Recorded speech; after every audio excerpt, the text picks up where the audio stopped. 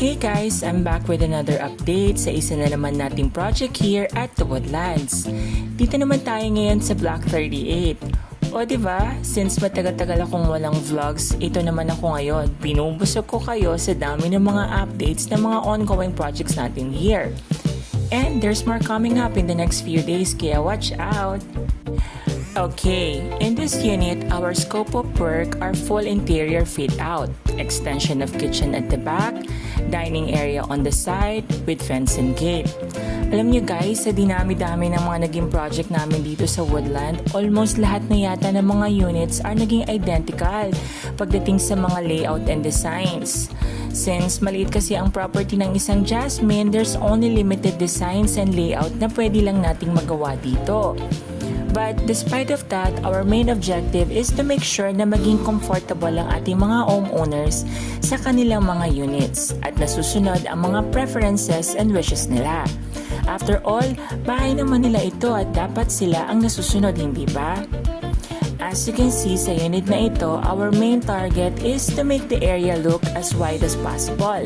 Kaya kung makikita mo, maluwag, malinis at maliwanag ang buong bahay na ito. It's very minimalist and simple in its own way. The kitchen countertop is situated in the middle to give access to dining area at sa living room. And the dining area naman is also accessible to the parking area.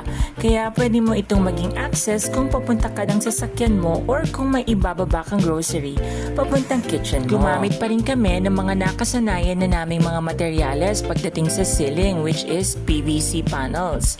Not just because it is aesthetically looking dahil polished and finished na ito, but it's also free maintenance. Hindi na ito magbibiyak-biyak kalaunan, unlike if gumamit tayo ng plain ceiling made of gypsum board or FISM board. There is tendency na after few years makikita mo na nagbibiyak-biyak ang mga dugtungan nito.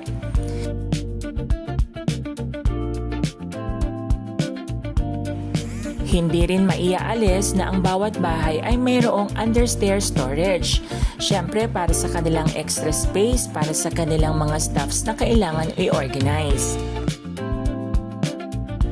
Sa CR naman dito sa ground floor, we didn't do much in here. Actually, pinapalitan lang ni owner ng PVC door ang existing white door na nakakapit dito. At pinapalitan lang din niya yung mga fixtures sa loob like the wash basins and lavatory sink. Ceramic or porcelain tiles naman pagdating sa flooring, ang preferred naming type na materials na gamitin sa sahig. Unlike vinyl or SPC flooring na may possibility na mag-fade at matuklap kalaunan, especially sa mga lugar na mataas ang mga activity like living room and bedroom.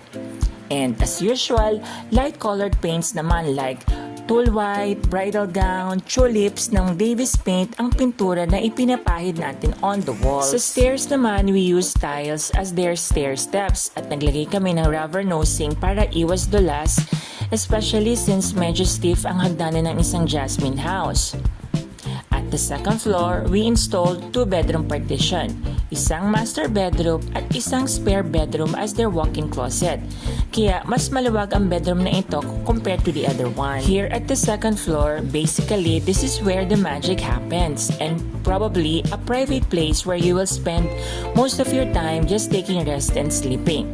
So I think it's just right na gawin itong komportable and spacious enough for you to feel na you're really at your own house, na lugar na masasabi mong talagang sayo or sa inyo ng partner mo. No more renting and no more living with your family or in-laws.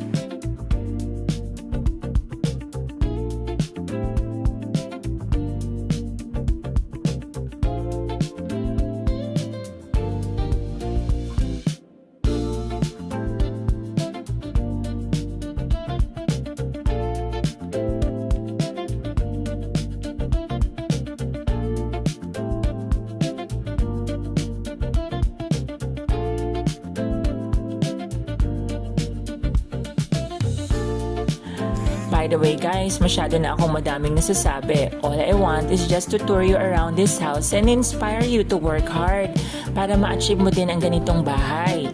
Hindi naman mahirap kung talagang pagsisikapan, 'di ba? I hope nagustuhan nyo ang isa na naman naming project and hopefully, uulitin ko na naman, baka bahay mo na ang susunod naming pinapaganda. Thank you guys for watching. See you next time. Bye!